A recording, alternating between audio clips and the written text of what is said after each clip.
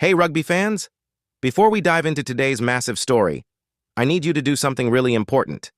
If you're watching this video right now and you haven't subscribed to the channel yet, what are you waiting for? Seriously, we bring you the latest rugby news, insider scoops, contract updates, and all the drama happening behind the scenes in world rugby every single day. We're talking about the stories that matter, the moves that shape the game, and the controversies that get everyone talking. And here's the thing, subscribing costs you absolutely nothing, but it helps us massively in continuing to deliver this content straight to you. So go ahead, smash that subscribe button right now. And while you're down there, hit that like button too, because it tells YouTube that you want to see more rugby content like this. Plus, it helps other rugby fans discover our videos and join this amazing community we're building together. Drop a comment as well and let us know what you think about today's story, because we genuinely love hearing from you. Your engagement, your opinions, your hot takes, they all matter and they all contribute to making this channel what it is. Whether you're a Springboks supporter, an All Blacks fan, or you just love the game of rugby, this is the place to be. We cover it all without bias, without filter, just pure rugby passion and the news you need to know. So please take 2 seconds right now, subscribe, like, and let's get into what is honestly one of the most fascinating stories to emerge from the rugby world in recent weeks. Now, let's talk about what's happening with Tony Brown, the Springboks, and the ongoing speculation that simply won't go away. South African rugby CEO Riaan Oberholzer has come out swinging with a very clear message to anyone thinking about poaching one of their most valuable coaching assets. Tony Brown, the brilliant attack coach who has transformed the Springboks' offensive game since joining them after the 2023 Rugby World Cup, is going absolutely nowhere, at least not if SA Rugby has anything to say about it. Oberholzer has made it crystal clear that Brown is contracted to South Africa until 2027, and there are serious conversations happening about extending that arrangement all the way through to 2031.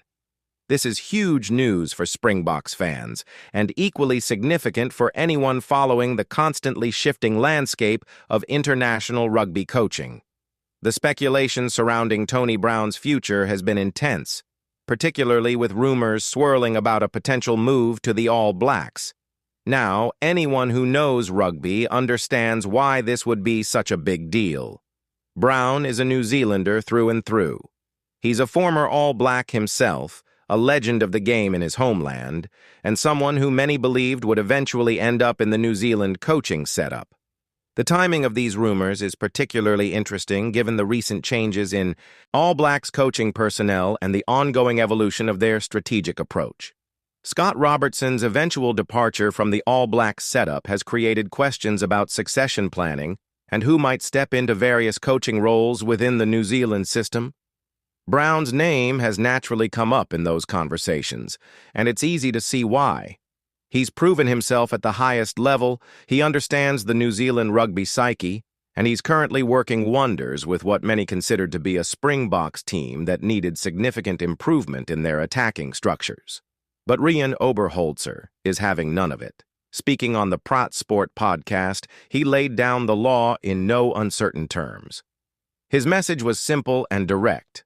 Tony Brown has a contract with South Africa Rugby until 2027, and they fully expect him to honor that commitment. There's no room for negotiation, no possibility of an early release, and certainly no question about where Brown's immediate future lies. Oberholzer went even further, expressing hope that Brown could be convinced to stay beyond 2027, potentially extending his tenure with the Springboks all the way to the next World Cup cycle in 2031.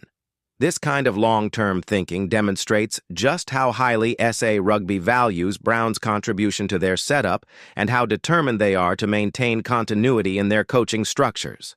The context here is really important. After the Springboks concluded their highly successful end-of-year tour in December, head coach Rassie Erasmus made a significant commitment to the future by extending his own contract through to the 2031 Rugby World Cup. This wasn't just about Erasmus securing his own position.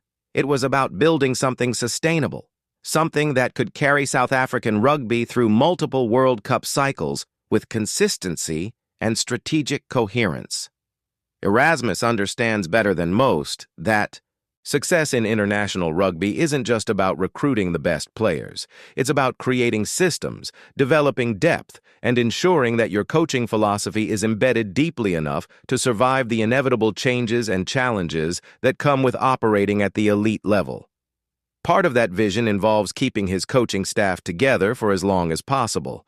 Erasmus has been actively pushing for similar long-term security for his entire coaching team. This isn't just about loyalty or keeping the band together. It's strategic thinking of the highest order. When you look at the most successful international teams over the past decade, they've almost all benefited from coaching continuity.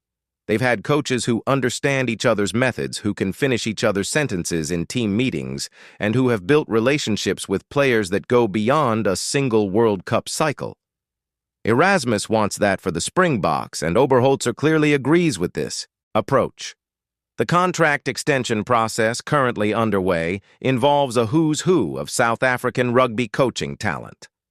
Oberholzer confirmed that offers have been made to several key members of the coaching staff, including Tony Brown, Don Human, Mzwandile Stick, Jerry Flannery, Felix Jones, Dion Davids, Andy Edwards, and Dwayne Vermeulen. Each of these individuals brings something unique to the Springboks setup, and losing any of them would create significant disruption. But Brown's situation is particularly sensitive because of the All Blacks connection and the very real possibility that he could be tempted to return home if the right opportunity presented itself. According to Oberholzer, conversations between Tony Brown and Rassie Erasmus about the speculation have been direct and productive. Both men understand the situation, and there's apparently clarity about expectations on both sides. SA Rugby's position couldn't be clearer. They have a contract in place until 2027. They expect Brown to fulfill that contract, and they're working hard to extend it beyond that date. Oberholzer emphasized that keeping Brown beyond 2027 would be ideal for South African rugby, and the fact that contract extension discussions are already happening suggests that both parties are at least open to that possibility. What makes Tony Brown's story so interesting is what almost happened 2 years ago. When Ian Foster stepped down from the All Blacks coaching role, Brown was available and, by his own admission, would have jumped at the chance to join the New Zealand setup. He's been open about this in previous interviews, acknowledging that an All Blacks role at that time would have been a dream come true. But the call never came. New Zealand rugby went in a different direction, and Brown eventually found himself joining the Springboks after the 2023 Rugby World Cup. Sometimes in rugby, as in life, the best opportunities come from doors that didn't open rather than those that did. Since joining the Springboks, Brown has made an undeniable impact. South Africa's attacking play, long considered their weaker dimension, compared to their traditionally dominant forward pack and defensive structures, has shown remarkable improvement. The Springboks are playing with more creativity, more variation, and more unpredictability than they have in years. They're still the Springboks, still built on that foundation of forward dominance and suffocating defense, but now they have another dimension to their game. They can hurt you in different ways, and that makes them significantly more dangerous as a complete rugby team. Brown deserves enormous credit for this transformation, and it hasn't gone unnoticed either in South Africa or internationally. Oberholzer was effusive in his praise for Brown's contribution, highlighting not just the tactical improvements, but also Brown's work ethic and his relationships with the players.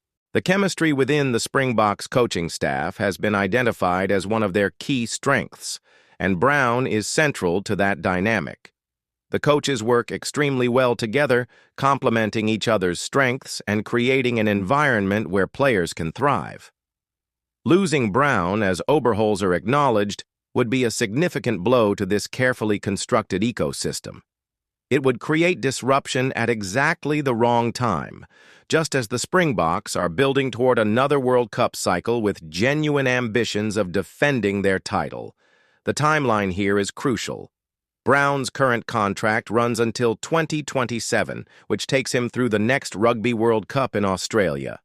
That tournament represents a massive opportunity for the Springboks to achieve something truly historic by winning 3 consecutive World Cups, something no team has ever accomplished. Brown will be instrumental in those plans, and SA Rugby clearly has no intention of letting him leave before. That mission is complete. Beyond 2027, the extension talks suggest that South Africa wants Brown involved in the 2031 cycle as well, which would represent an extraordinary period of continuity and an opportunity for Brown to leave a genuine legacy in South African rugby. SA Rugby is currently waiting for feedback from the coaching staff before finalizing all these contract extensions. The process is delicate because it involves multiple individuals, each with their own considerations and each bringing their own value to the setup. But the message from Oberholzer regarding Brown specifically was unambiguous. He's contracted until 2027. He's expected to honor that contract, and SA Rugby will do everything possible to keep him beyond that date. It's a firm stance, but it's also understandable given what's at stake. For All Blacks fans wondering whether Brown might eventually return home, the answer seems to be not anytime soon. While speculation will undoubtedly continue, especially as New Zealand navigates its own coaching transitions, the reality is that Brown has committed to South Africa through to at least 2027 and potentially beyond. His journey from nearly joining the All Blacks to transforming the Springboks attack is one of rugby's more fascinating recent storylines, and it appears that story has several more chapters to run before any potential return to New Zealand might be considered. The broader implications of this situation extend beyond just one coaching position. It speaks to the increasing importance of coaching continuity in international rugby, the value of building genuine coaching teams rather than just assembling talented individuals, and the strategic thinking required to sustain success at the highest level. The Springboks under Erasmus have been incredibly successful, winning back-to-back World Cups, and a significant part of that success has been the stability and coherence of their coaching structures. They're not interested in disrupting that formula, and Oberholzer's comments make it clear they'll fight to protect it. So there you have it, rugby fans. Tony Brown is staying with the Springboks. The All Blacks will need to look elsewhere. And South African rugby continues to build something special with long-term vision and commitment. Make sure you've subscribed to the channel for more updates on this story and everything else happening in world rugby. Drop your thoughts in the comments and let's keep this conversation going.